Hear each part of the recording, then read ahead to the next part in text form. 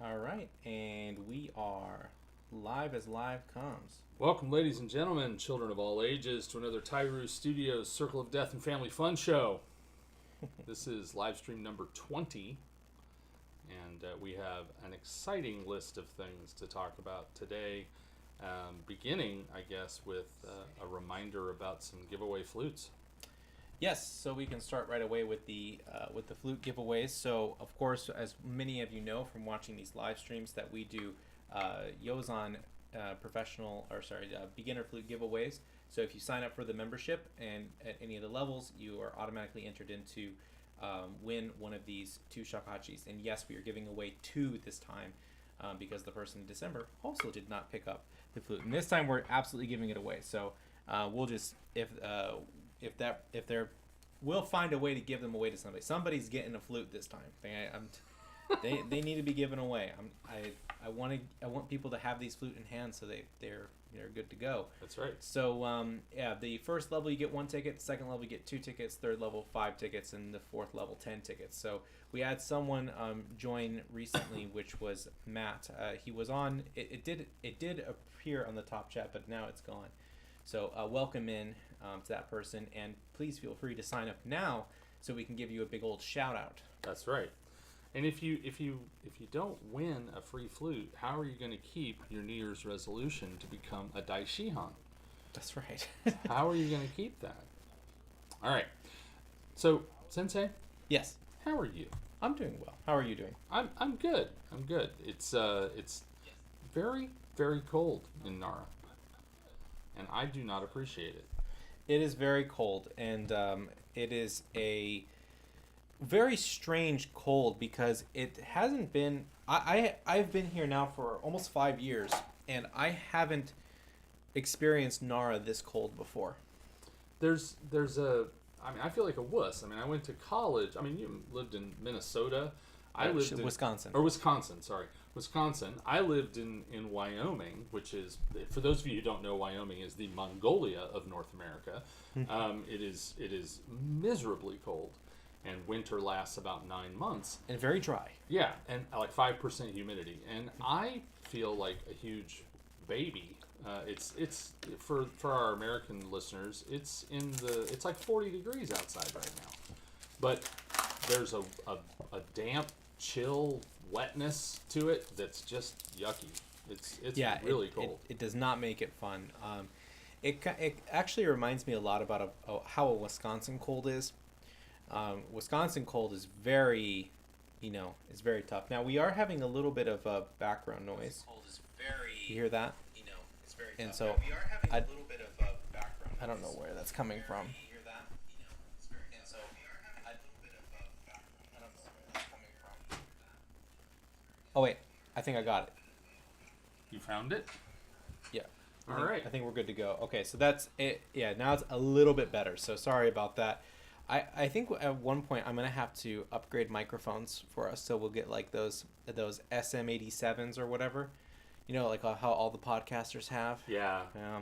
Yeah, and if I actually, part of the reason that you're not a world famous streamer is that you haven't got your signature headphones yet. Oh, that's right. I have to have signature headphones and the big old boom mic where I can move it around and then. Right.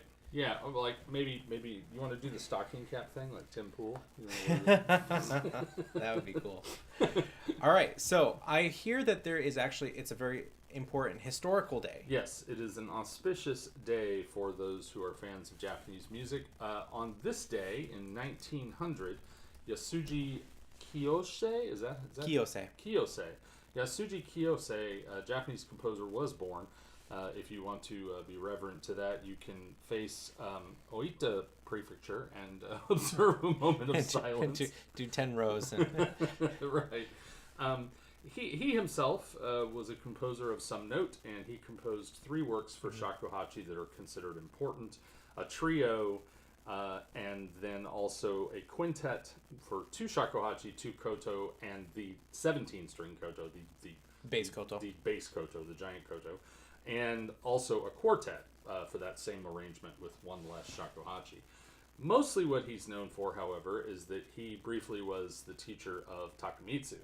and Takamitsu is, I'd say Takamitsu is much more famous, right? Takamitsu is extraordinarily famous. Now you've played Takamitsu pieces, right? Yes, I've played air and itinerant. Right. So that's like Chuden level, right? Just a little bit higher, just a little bit. Especially itinerant. That one's an extraordinarily difficult piece. Even most Western flute players don't try to play it. So would you say his work is influenced by Japanese folk music? I wouldn't say folk music as much as I would say like gagaku. Ah, gagaku. Okay, that's why I don't like it. That's funny. They say that Kiyose was using a lot of folk elements in his compositions, and that influenced Takamitsu. Yeah, and he also got that from his teacher. So his teacher was Yamada Kosaku, and he was really big into utilizing a lot of those classical elements of Japanese music. And there were other people as well around that same time that were doing similar things in kind of engaging. I mean, it was just part and parcel. Yes. So, yeah, part and parcel for the time. That people were becoming more excited about. Like the Meiji era is now ending. We're going into the Taisho era. You're getting some more reforms, and people wanted to be more Japanese in their identity. So people started using more Japanese music. And interesting enough is that when Takamitsu, he actually moved to Manchuria, and he started Manchuria. Yeah, and he ended up hating Japanese stuff. And it wasn't until he met John Cage where John Cage was like, "Hey, you should really investigate more of your own music, of your country." So, he did. Banana Man, welcome in. I see that you have now left us on the membership, but we're giving away 2 flutes, so now you have to join back again. Yeah, like I said, so you got to join up if you want to, live your dreams. You want to have your Komaso fantasies come true. You've got to have a flute. That's right. You have to have a flute. You have to have a bamboo flute. Yeah. So, speaking of which, I was looking at some Edo flutes recently. Of course, I own a couple Edo flutes of my own, but I was thinking to myself, man, it would be really cool to have a full collection of like 4, 5, 6, 7 flutes that are all the different sizes from the Edo era. And so I found a couple on auction. I was like, oh wow, this one looks great. It has a crack in it, so it needs a repair. It would be nice to have that.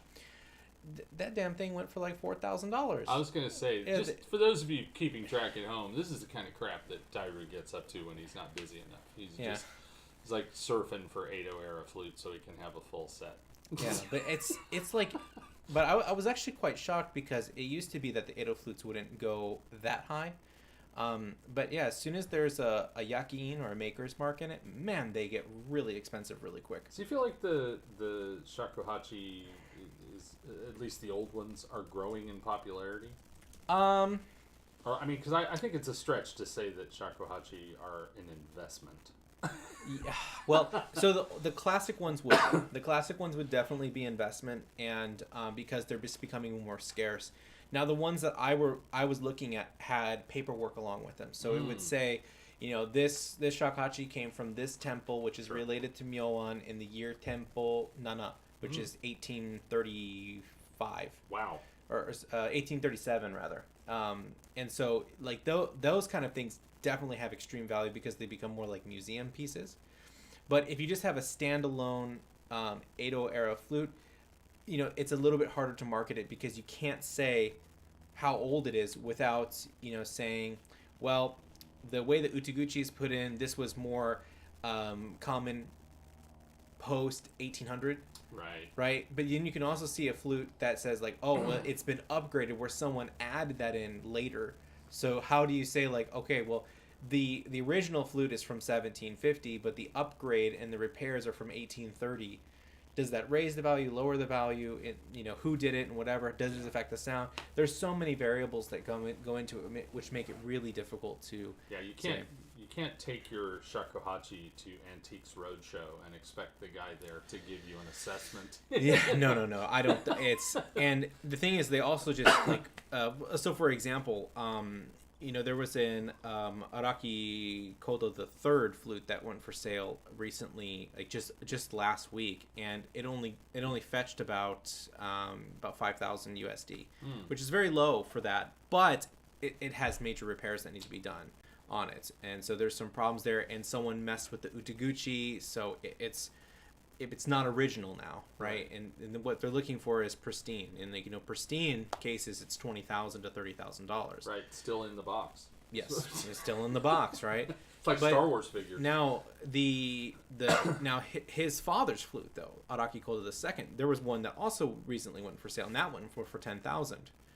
And it wasn't in perfect condition. It had a crack in it, and it had some repairs that need to be done on it as well. The utaguchi was chipped, but you can just kind of see where these, like, for the name brand ones, that they really retain their value and they grow in value over time as well. For the novice or the Sure. or the the player who's not a daishihan, I mean, I tell my students all the time, one in particular, come to me with, I found this flute on such and such a place, and I invariably am like, I don't know, don't do it. Yeah, that's generally my advice. I wonder, maybe this is the time that maybe we can look at like Yahoo Auction for a second.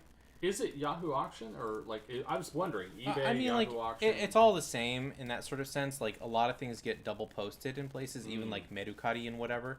So let me pull up, like I'll pull up the like the Shakuhachi thing, not dresses. Let's do Shakuhachi, and then we'll add the.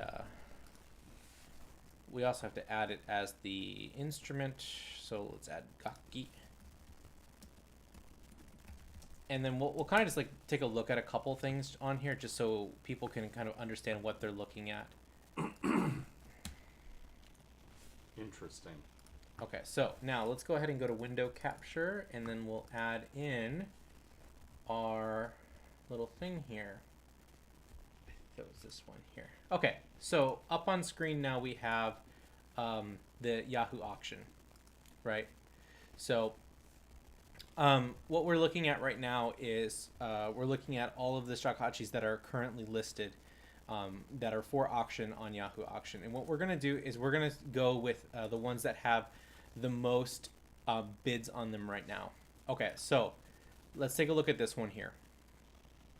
Okay, so this particular shakuhachi is an Edo era flute, and it actually gives us a year, so we know it's in tempo, so it's somewhere in the 1830s. And we also see that it's Myowanji, and then we also have even the maker here as well. And it's two flutes, and one of them has makie on them, which is a type of gold leaf, basically. Yeah, kind of like a gold leaf painting on it.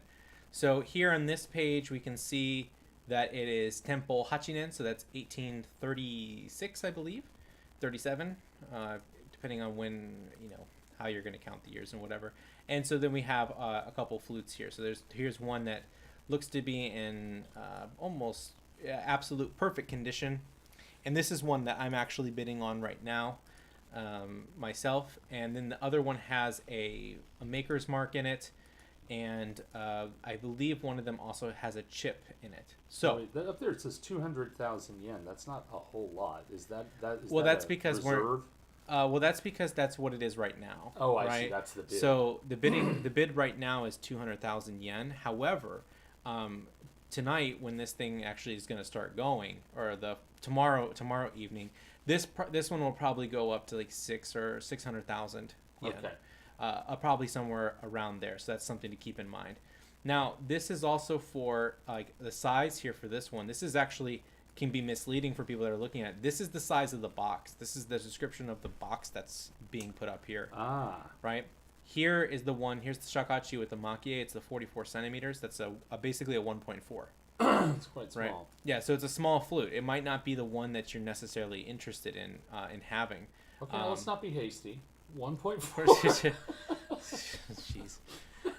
1.4 is a perfectly good flute. So this would be this is an example of like a collectible. So this would be something wouldn't be buying this. That it wouldn't be a stage performance flute. Sure. It would be something that's collectible, or like doing a recording project to save the audio of that other one of this flute, right? So let's just look to the next one right after that. So here we have a wooden flute. right, at 48 centimeters, so it's about a 1.6. Comes with the case and everything. Now the thing is that it's a wooden flute. It's not bamboo. Right. Right, and then it's one of those flutes that was made in like one of the factories and whatever.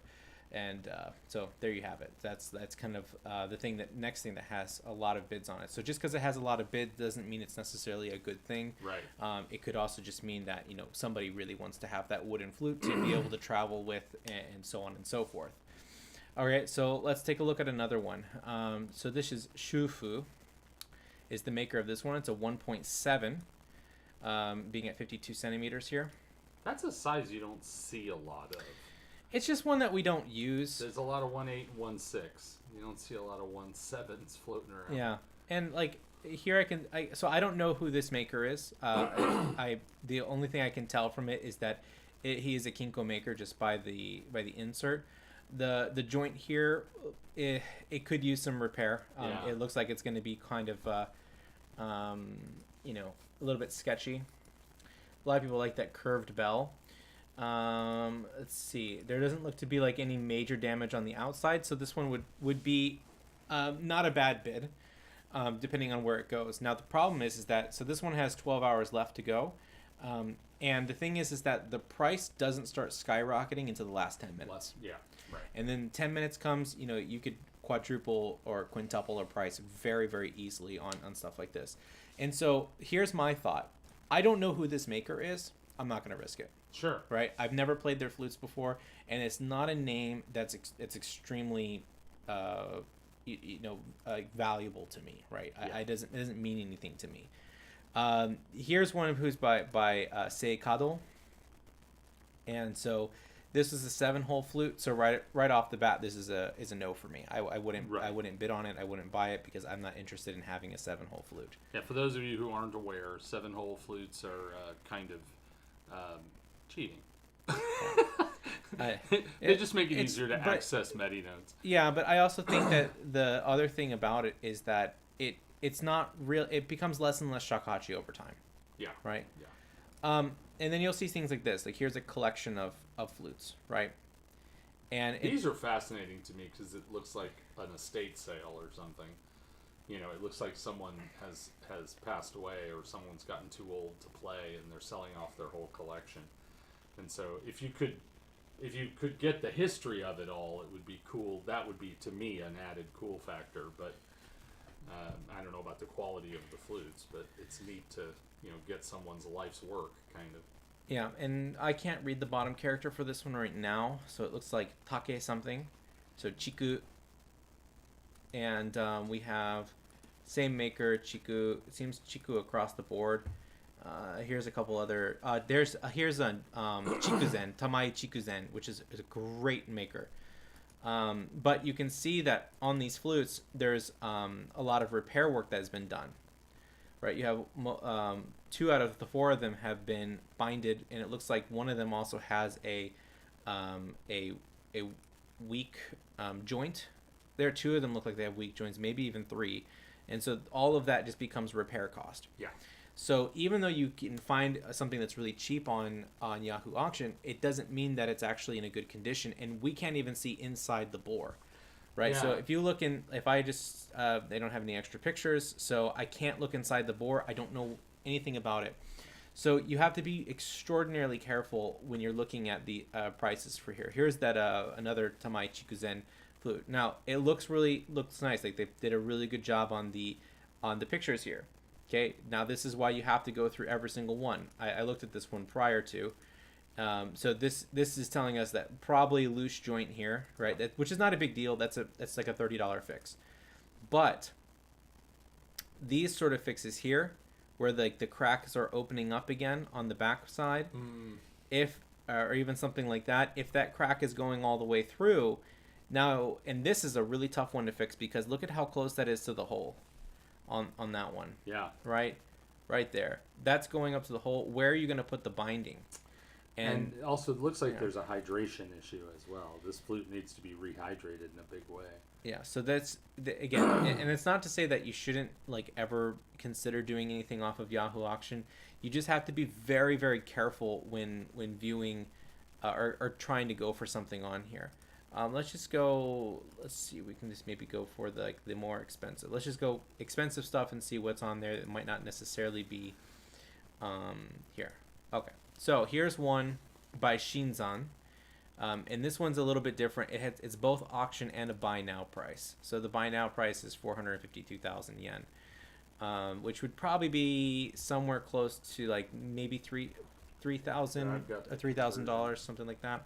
This is nice because it has the 24 karat gold in the middle, and so that's a nice feature to it. 452,000 is almost $2,900.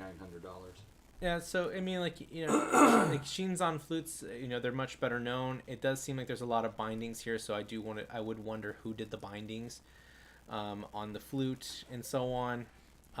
But again, this gives you a sense of another option on these instruments. But I think we should say not to disparage flutes that have a lot of bindings, because sometimes sometimes bindings that are applied properly doesn't equate to a flute that's about to die. Yeah. There's lots of flutes, especially you'll see some really great players with flutes that have 5-6 bindings down the length of them because they're just old and being held together. And I have like mine here. I have a bunch of bindings on this flute, right? Yeah. And so like properly applied, that flute is that's a 200-year flute if you're good with it. And the other thing too about it's where my concern is are the repairs done properly, right? And how much of the inside of the bore has been touched, like what its alterations have actually been done. And some of those flutes, like if it has like a brand new utaguchi put in, or if there's like obviously inside repair work done, there's questions to be had there. Sure. Yeah, and so like I say, it's very much a caveat emptor kind of situation. You've got a real likelihood of getting something that's only going to be a collectible or a wall hanger. And if you're looking for a playable flute, you really have to know what you're looking for. Yeah, playable. And that's really tough. This is just talking from the experience of having bought a lot of flutes off of Yahoo Auction. Some of them have been absolute bangers. Like it was a great buy, and then others have been utter failures. Like they don't even play, right? Without like serious work on the inside of the flute.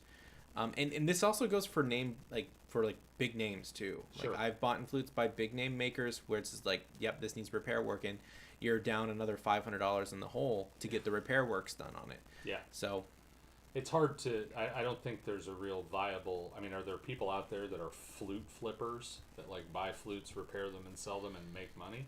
Yeah, but usually those are done in Southeast Asian countries because the cost of living there is less, right? And so it's easier for them to use the materials, and then turning around and selling a flute and making a couple $100 is actually a really big profit for them. For them, but for like someone like me or you, even in Japan, it's not a big profit.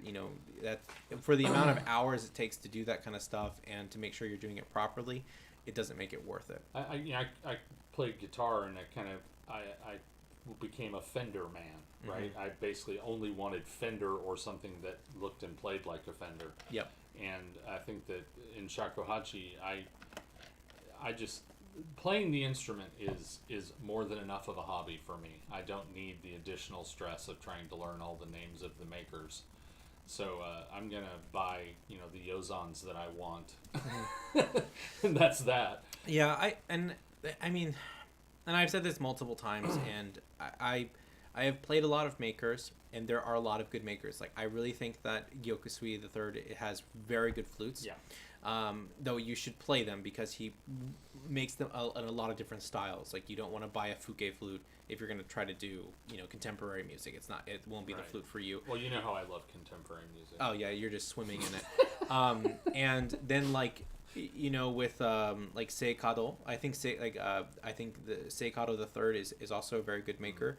And like Nick Belando is a great maker too, but again, for what purpose? Stylistically. Yeah, and so you have to know like what you're getting into, and even Seikado's flutes, like you don't. In the case on his flutes, when you're looking at them on like Yahoo Auction, you don't know if it's Seikato the first or Seikato the second or Seikato the third.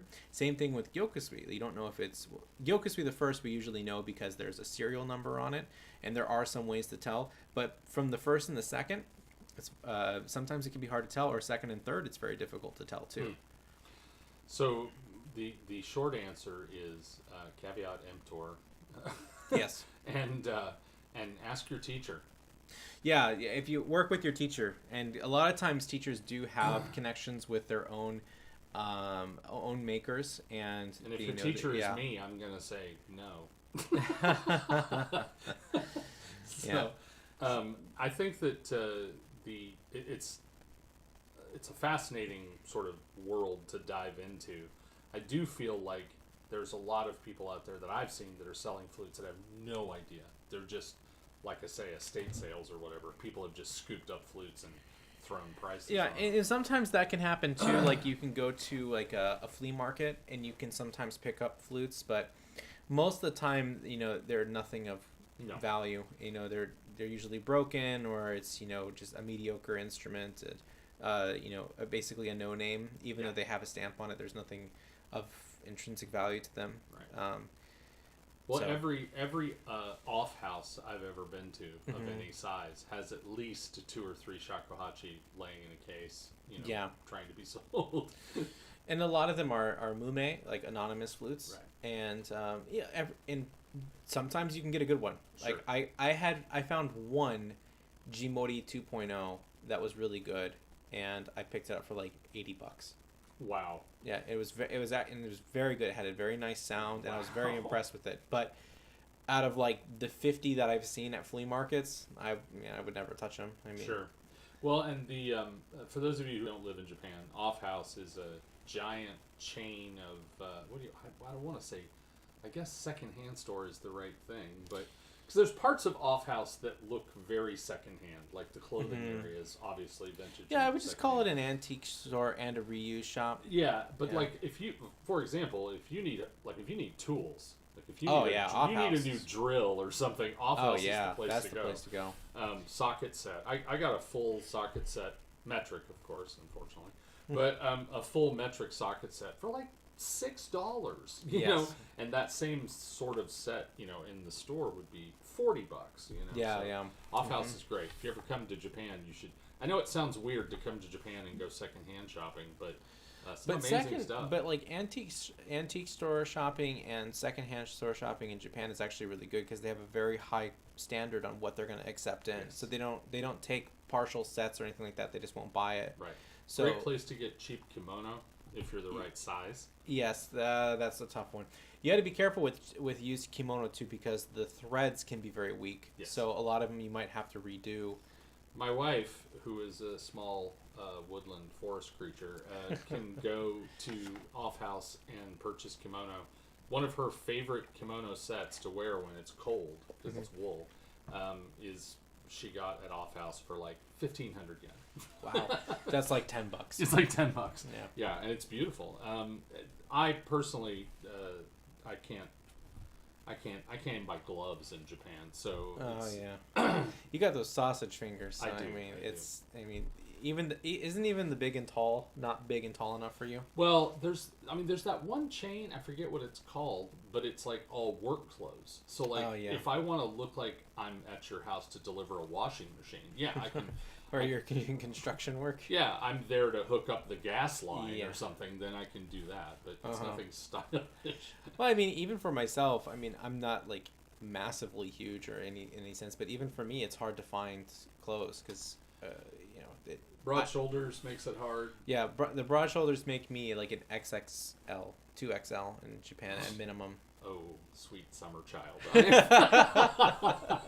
I'm like a 5XL in shirts, and I don't even look at pants because it makes me feel bad. I thought that on your clothing, it just had a picture of Godzilla on the thing there. Yeah, actually, if it had a picture of Godzilla, I would love that. That's something we have not touched on. If I was ever going to collect anything, it would be Godzilla stuff. Yeah. I saw Godzilla for the first time when I was 5 years old with my mom, and it's like my mom and I kind of bond over kaiju movies.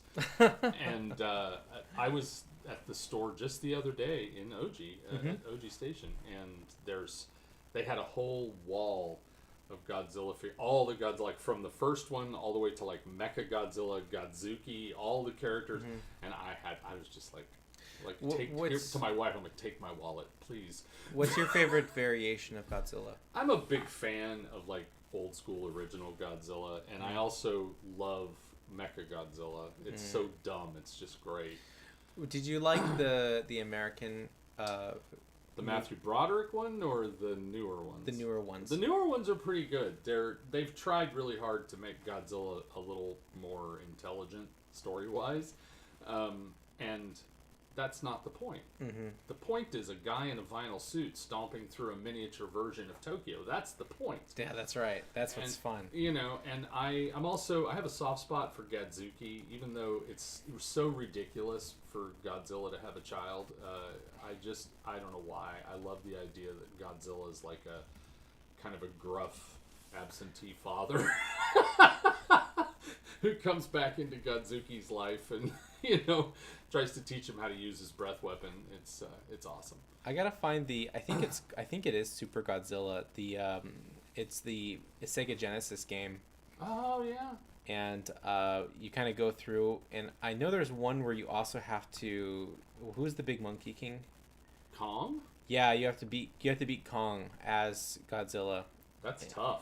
Okay, now Kong and Godzilla are kind of allies. Yeah, it's weird. It is weird. You have to got Mothman. Super weird when Kong with Godzilla's breath charged up Kong's weapon, so he could hit. It's nuts, but I loved it. Every time I see a kaiju movie, I'm like 5 years old again. It's just great. I'll have to find that video game that I used to play on Sega Genesis where you're playing as Godzilla and you have to. Of course, there's the old classic Rampage. I think that's what I'm talking about. Is Sega Genesis Rampage. Yeah. They actually made a movie out of that. Yeah, this is the one I played. Yep, I used to play this all the time. I also played. What's interesting is they're on the screen I'm looking at right now. We need a Jeremy, like Joe Rogan Jeremy. It's like, hey Jeremy, can you put that on screen? I also played Jurassic Park. And they also have the Rampage edition, but I could never make it past the third level because games back then were so much harder than they are today. It's true. Unless you play Dark Souls. The Matthew Broderick version of Godzilla sort of infuriated the Godzilla community, and because he made Godzilla female, Godzilla laid eggs, and everybody was like, "What?" And the funny thing is, that rage was so bad that it led to Godzilla 2000, which is a fantastically cheese-tastic movie. It's great. And yeah, definitely a fun thing to see. If you are a fan of G Large like I am, that's a movie to see. So we're going to get back into the Shakuhachi stuff, but not before we just once again say that we have this giveaway happening at the end of January. We're giving away 2 flutes this time. So that we have people didn't pick it up in November and December, so now we're doing a double giveaway. Beautiful 1.8s, a flute just like this one. Looks very similar to that one. Made me the man I am today. Yeah. Puts hair on your chest. Yeah. So if you sign up, there's the first level's 1 ticket, second level 2 ticket, third level 5 tickets, and fourth level 10 tickets. So join the membership today. All right, so let's get into Shakuhachi questions and Shakuhachi thematic things. Well, we actually had an interesting thing come up on the community tab, which I thought was very interesting. We asked, what genre needs more Shakuhachi? And yes. The genre that is leading right now is metal. Really?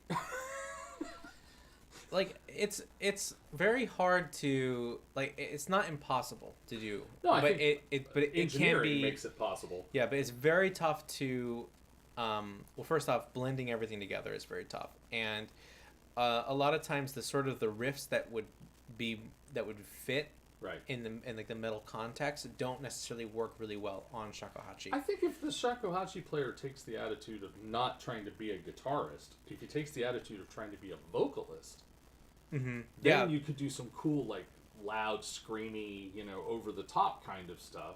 Oh yeah. Obviously, it's hard to, you can't do that. But I think you could do some really cool leads. Over Absolutely. the top, almost like Ronnie James Dio style stuff. Yeah, and I think that even like maybe joining in the vocalist in terms of like minor sixth and major sixth, like so six parallel six lines would be really nice too. That like something like that could function very well. But because I'm thinking like where you want the shakuhachi to be the main lead. That was kind of my interpretation of the question of like so shakuhachi as a lead in metal would be a very tough sell and very tough to do, but I'd be interested in giving it a shot. I'd love to do it. I'd love to do it. Well, and of course, as always with these quizzes, my answer was the least popular one. What was your answer? Punk. Well, but it has to be. Like, I mean, but punk has to be because the one. If punk was at the top, that would not be punk. Yeah, right? that's exactly right. So So really, your answer is the correct answer because it is. Of course. So and I think that it would be really hard to do punk. Although I keep thinking about that tin whistle player in the Pogues. You know, like he's a beast. Yeah. And but again, the tin whistle has a certain agility that would be hard to do on shakuhachi. And it's also the tin whistle's so high. And also, then the thing is, then we'd probably get more into the 7-hole flute again. And it's not that it's a wrong thing, but it's it loses aspects of the shakuhachi where it no longer has like the sliding features, the color changes and so on. If you can play sumedi by just lifting a finger rather than having to like shade and dip your head or do the alternate fingering or something like that. Yeah. If you can play sumedi that way, then sumedi becomes a note that is of the same timbre as everything else. Yeah, and then you lose the quality of it. You lose the darkness of it. So yeah, it's interesting to think about.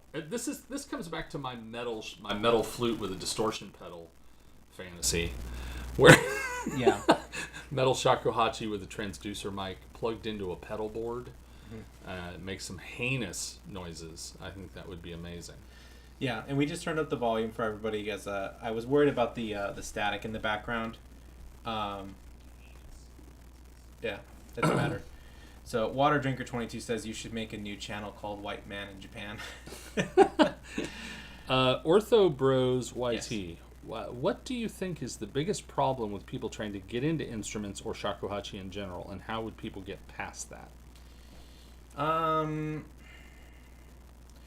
Well, I think that it's more just like an expectation thing. Like people go in with the wrong expectations or thinking that certain things will be easy, certain things will be hard, certain things will cost this or whatever. Like, so for example, when we were talking about when you first got into shakuhachi, you had never taken lessons before. Right. So you weren't aware of the price of lessons. Right. And so your wife, who has grown up taking lessons her entire life, right, has said like, oh no, actually this is quite a fair price. Yeah, she looked at Sean's lesson costs and said, no, that's very reasonable.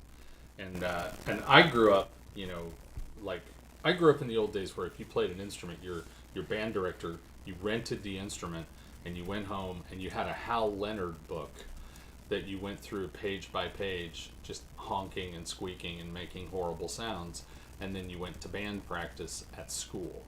And that's how I learned to play like the first 3 instruments that I played. Yeah. And I never took any kind of, and then guitar I learned just by hanging out with guitarists, which is not taking lessons. and so really the shakuhachi was the first time I'd ever taken like serious one-on-one lessons. And the price, I had sticker shock and my wife was like, nope, that's totally normal. Yeah, and I think that like shakuhachi is actually quite a well-priced instrument. I do. I think it's quite a bargain compared to like if you want to be serious about like say for example the violin. Oh yeah, violin is a very very steep investment, especially if you want to go pro. Or piano, or if you want to have a decent piano to practice on.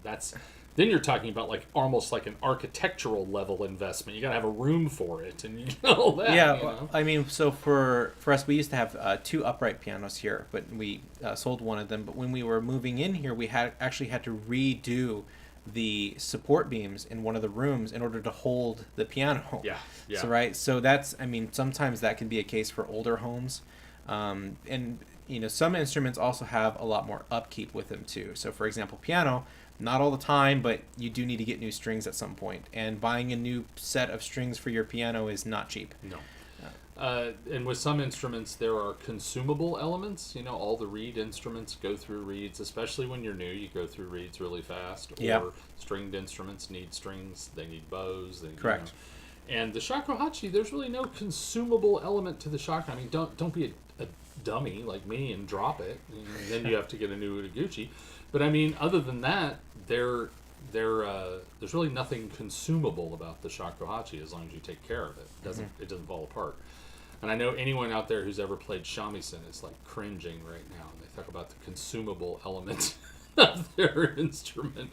The shamisen plectrums, the bachi it's called, are horribly expensive, and they are basically designed to fall apart. They are designed to wear down. Yeah, well, another thing too is some of the instruments that if you want to play them, they have materials that might be banned from being shipped overseas. So, for example, if you want to play one of those big old koto back there, you have to use the plastic or ivory supplement, something that is in replace of them. But the actual bridges are supposed to be ivory. Did they make them out of it's the same stuff as the new guitar bridges, the new bone or whatever? Yeah, stuff like that. Yeah. And, but Mammoth would be okay. Mammoth is fine, but not like a modern ivory. Yeah, modern ivory. Fossilized ivory is okay, but of course you got to prove that it's fossilized ivory. Yeah, and then you that have can be tricky. Yeah, you have someone to write the paper. Then you have to carry the paper around it everywhere with you. Right. And you've also things like ebony is becoming, like any of the woods that are on the sites list are difficult to travel with. Yeah, Pernambuco. Yeah, and I know that a lot of people aren't aware of this, but ebony isn't always black. Yes. So if you'll settle for ebony that's not perfectly black, then no one's going to ask you at the airport. But if you go walking through with your instrument that has ebony inlays in it or something, they're going to stop you and say, not in this country. Yeah, it could be a problem. So that's a great question. But I think the main thing is just expectation.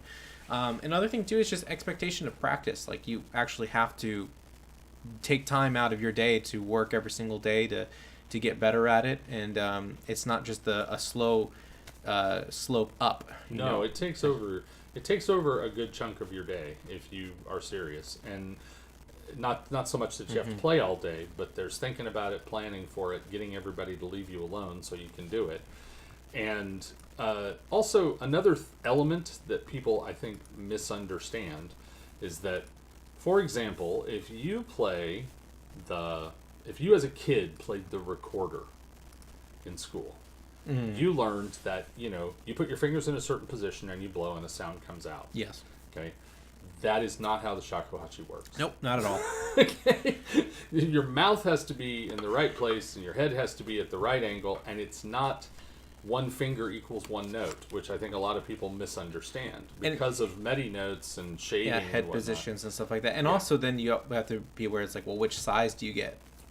Right, and that's also a problem for people who wanted to play recorder too. That you could get the wrong pitched recorder, sure. Or German fingering versus English fingering. Oh yeah, I mean, so there's always like you got to do there is a level of study to get past the what is that called, the barrier to entry, whatever. What is that called? Yes, the barrier to entry. Barrier to entry. That's what I'm looking for. And I think that the average person who comes in, at least in my experience, the average person who comes into shakuhachi has done some research. Yeah, of course. Yeah. But you do occasionally run into someone who's like, oh, well, I play the clarinet, so this should be easy. I'm like, whoa, slow down, cowboy. It's not. I would say my primary clientele, because of my background as a conservatory trained musician, is I get a lot of other professional musicians who want to learn the instrument because we speak the same musical language. And I'm telling you, flute players, string players, percussionists, music theorists, composers, everybody equally struggles with the shakuhachi. True. And so it's tough. That's tough. I would say the shakuhachi also has it almost has elements of with the head movement and the difficulty of like finding the pitches, because you have to constantly, I think a lot of people don't understand that you have to constantly be adjusting your head all the way up the scale. Yeah. So you have to have a good ear. Embouchure too. Yeah, and so it ends up being almost similar to like trombone almost, right? Like trombone players, there's muscle memory, but they also have to like adjust their embouchure constantly. Yeah, so you have the partials and the positionings too at the same time. Yeah, I could see that. I could definitely see that. Yeah. So great question, Ortho Bro. Yeah, really good question. I think that the other thing that came up on the community tab that was sort of interesting was, what other instruments do people in our community play? Oh, okay. And vastly, again, I'm totally in the... Yeah, but you don't... We won't go into what you play. I'm always wrong. Yeah. But vastly outnumbered everyone else. Strings. And I didn't specify, so that could be guitar, but I think it's probably not. It strikes me that you have a lot of violin and viola people in your community. It could be. I have a lot of classical people in the community, and Kevin, for example, the one who redid a lot of our scores, he's a cellist by nature. Yeah. So, well, and we have one student who is still, I guess, plays violin, and like he's playing like 3 instruments or learning 3 instruments at once, or 4, I guess, if you count Ahiti Yogati. So I was surprised. I thought we would find more wind players. That is usually my sort of anticipation is like, oh, we're gonna have some saxophone, we'll have some flute, we might have clarinet or whatever, but the bulk of people that come are actually tend to be string players. That's interesting. So well, and strings are good in a sense because it like classical strings, because it trains your ear. When Patrick was taking lessons with us, and so Patrick, of course, is a brilliant pianist and phenomenal musician. So I hope he's doing computer science stuff now. He's being a grown up now. Yeah, now he has to be an adult. But the thing is that I hope he comes back to the music fold, because man, he's such a great player. He's so good. And just so much knowledge too. Yeah. Oh, him and I are like, when we get together and we can talk music, we're like, you can't shut us up. He's one of those guys that's like, yeah, I know that piece, and he just starts playing, and you're like, what? Yeah. He's a good guy. He was telling me as we were playing, he would tell me, it's like, yeah, you actually have a very string like sound when you play, and a lot of it's the way I shape my vibrato. Yeah. And so even the way I teach vibrato on shakuhachi is the same techniques I learned vibrato on violin and viola. That's actually something that came up in conversation on our Discord just the other day. Was vibrato. Oh yeah, so let's talk about that now, since I was going to make a dedicated video of it, but this is... Well, and one last thing on the instruments. Sure. It is lovely to note that the second highest response was, my heart is true for only the shakuhachi. 27% of you are only shakuhachi players. So it is a lonely road, but a good road. The thing with one problem that happens for many people when they get into shakuhachi, who are Western flute players or Western wind instrumentalists or singers, is that they tend to use a diaphragmatic vibrato. The vibrato dies hard. Yeah. And for me, what really bothers me about that is that it really sounds like Native American flute when you do it on the shakuhachi, and the shakuhachi loses its identity. Yep. And so we really want to get rid of that and replace it with the Japanese style vibrato, or known as yuri, right? which is really comes from the word yurasu, to shake. Right. And so the first thing first and foremost is to actually just train yourself to not do those vibrato in general. So how do you go about that? And when in doubt, always just simplify, right? When in doubt, simplify. And if you take even something as simple as like the first song that we do in the Shoden book, which is Hinomaru, and you might even find yourself there to wanting to go, and then you can just start there at that simple tune, and then just going one note at a time.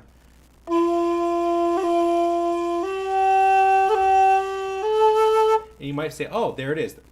From re to chi is where I want to add in that vibrato. Right. And so then what you have to do is, instead of stopping yourself, you make a mental note of it and then stop during the note and continue going.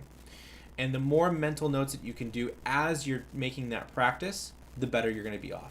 Now, here's why it's so important to not stop. And that actually, one of my violin friends taught me this really important psychological lesson. When you're learning a piece of music, and if you make a mistake and you stop, what you're doing is you're training yourself to stop when you make mistakes. Rather, what he says that you should do is, when you have that mistake, you make a mental note of it, and when you pick the spot of, like, this is where I'm going to play to. Alright, so I'm going to play from rehearsal A to rehearsal B, like, right on the first 5 measures of the piece. Then you say, okay, that's where I'm playing to, and I'm going to stop there. Then after you're done, then you go through and make all of the corrections. You might want to do a little spot checking, and then you do it again, and then see how many of those mistakes have kept repeating themselves, and so on and so forth. But that's kind of my general answer for how to avoid, engaging the diaphragmatic vibrato.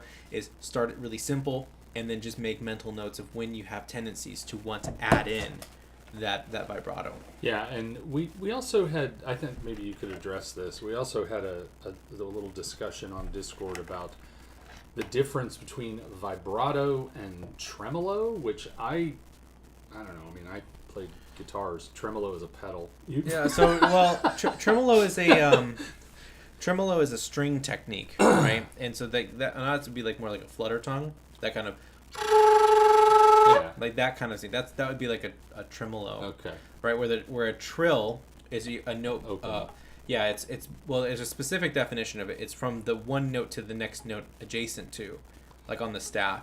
Where a tremolando is between a note that's greater than a half step or a whole step. Oh, really? So if you go something like, that's a tremolando, whereas is a trill. I've never heard that word before. And then there's also, like, did I teach you another word? That's exciting. Okay, so for those who don't know, our in-house producer Linus is a English grammar, spelling, vocab Nazi. Yeah. And I've now taught you 2 words. Yeah. I'm amazed. Tremolando, I have never heard. So I played Western flute. Yeah. So the first word I taught you was theandric. Yes. Theandric, and usually it's used in a sort of a biblical sense, where the church is a theandric organism. Right. And then now this new word is tremolando. So I have a lot.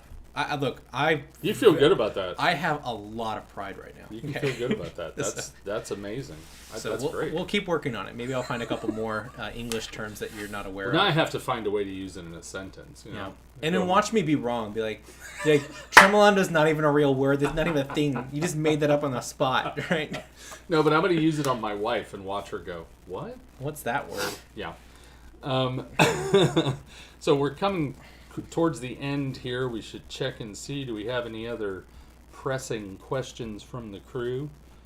All right. Looks like we're caught up on questions. There's we want to do one more round of plugs really quickly, Sensei. Yeah, absolutely. So, of course, with this new year, we're giving away 2 flutes at the end of January, the last Monday at 11 a.m. You'll be here with me to give them away. Yep. We have 2 beginner Yozan flutes that we're giving out. One's a Tozan and one's a Kinko. And the way to win them is to sign up for the online membership. So hit that join button. First level gives you 1 ticket towards the raffle. Second level 2 tickets. The third level 5 tickets, and the fourth level 10 tickets. And if the person doesn't pick up the flute this time, we're going to go to the Squid Game rules. Well, my thought is I was going to give it to the most recent member and the oldest member, or something like that. Oh, that's cool. So we'll do something like that. Well, if they don't come and pick it up, I will find somebody to give it away. Somebody needs a flute. Somebody needs a flute, and somebody's getting a flute. I know people who need flutes. So yeah, I mean, you know. Another plug, obviously, our Discord community. Yes. Everyone is welcome to join us there, even if you're not a player. If you're just Shakuhachi curious, you can come and join us on Discord, and it is a friendly group of people, not what you might find on the internet in other communities. There's a Visine for that. Well, okay. Have you? I like to say that the meanest place on the internet I've ever been in my whole life is Dave's ESL Cafe, which is a place for English teachers living abroad. And the most bitter, most burned out, most hateful people. And you're like, and there's always someone who's like 22, just got their bachelor's degree, going to take a gap year in Korea or China, you know, and they're like, I'm interested in teaching. And there's like 20 guys on there that just jump in and go, pile. It sucks. Do you speak Mandarin, bitch? It's so bad. It's just horrible. And a close second, and this is going to be sad for some people, a close second is Planet Gallifrey, the Doctor Who. I didn't go there for me. Okay. It wasn't. Sure. My brother-in-law is an enormous Whovian. But, Planet Gallifrey, the Doctor Who community, before the new show came out, that was the second meanest place I've ever seen in my life. And like how do you be mean about Doctor Who? Yeah, well, people find a way. I will say that like sometimes like composition communities, like music composition communities, can be very, very cutthroat. Same with violin, but the guitar world is mean as hell too. Oh yeah, oof. Yeah, they're rough. Well, I think part of the thing with the guitar world is that they have so many different genres. Yeah. That are so popular. Yeah. So, are you fingerstyle, are you heavy metal, are you jazz, are you classical, and are you doing flamenco, or what? And all these things are like competing with each other. Yeah. And then the one lute player shows up. The one guy that's like, I like to play this. I like to play what's the Indian the sitar. Sitar. I like to play the sitar. I was like, get out of here, George Harrison. Yeah, like someone comes in with their oud. Well, and I think that on the flip side, there is a problem with some communities. The ukulele community, for example, is so kind and so generous that you can just be awful in a recording. Yeah, and there's no growth. And everybody will be like, that was great! Oh my god, that was terrible. Yeah. There was what was that one Discord that you mentioned? There was a group that you can go and just play. 30 days of practice? 30 days of practice. That's a really good resource too. And that's all instruments. Yeah, that's all instruments. But it's just people who sort of make a pledge to practice daily for 30 days. And then they have once a month kind of an open mic that you can play for. I did it when I was early in my Shakuhachi training, and it was great. It was very supportive, and of course, I was the only Shakuhachi player they'd ever heard of, so naturally, I was the best. It's great. Yeah. If you set up your audiences like that, you cannot fail. There's one of the things that can be very easy for people who are becoming professional musicians, and it's not necessarily a bad thing. Either is that you can kind of become the local daimyo, right? Where it's like, and I've seen this with certain string players, and again, it's not a bad thing. I'm just not going to name them because of like, some people could misinterpret it as being like a negative thing, but it's where you do have a lot of these local fans where you do a concert once a month. It's a super big success all the time, but it never grows outside of itself, right? And maybe, again, there's nothing wrong with that, but it can become sort of a thing where it gets so insulated that it doesn't grow. Right. And that means also the players don't grow too. So you do have to be careful. You have to have a balance between a little bit of cutthroat is not a bad thing. Right. But none at all is also bad just too. Honesty, is what's the key. But that also you have to have balance out with personality types too. Sure. Right? And you don't want just people who are just straight up rude all the time. But, somebody who has a thinner filter is probably good to have in the... Why are you looking at me? Well, who else am I going to talk to? So, one last plug that I would like to throw out is that my bamboo brother, Ryugo Robin Tamura, is doing a free 30-minute trial lesson. Oh, yes. This is important. For anybody who wants to check out the Shakuhachi, and I'm trying to see if if this leads to the link. Does this lead to the link? I'm going to pull up It's in the community tab. I don't think it leads directly to the link. Oh, it's robintamura.com/Shakuhachi. Yeah, so what we'll do, let me pull this up really quickly because I can actually add a window source here. So we'll kind of pop that up there really quickly for him. Robin is Jun Shihan, an incredible player. Definitely has. I think it's safe to say Robin kind of has his own voice. Yeah, Robin plays very, very well. He has his own, style of playing.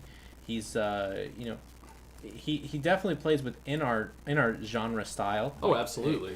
But you can tell it's him. Yeah, you can tell it's him when he's playing now. He's really developing nicely, and honestly, he plays way out of the range of a Jun Shihan. Yes, he's absolutely, extremely good. And he's living now in Germany. Yes. So for those of you that are European or in that sort of those time zones, it's a little easier to set up things with Robin. Yeah, so this is a great chance to take a lesson. Do you want to write his email or his website and his email in the top chat? That way we can sure.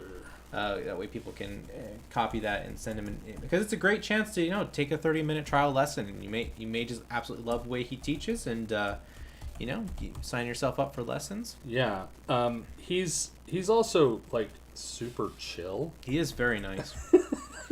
And yeah, it's a different experience than taking a lesson with me. That's all I'm gonna say. Yeah,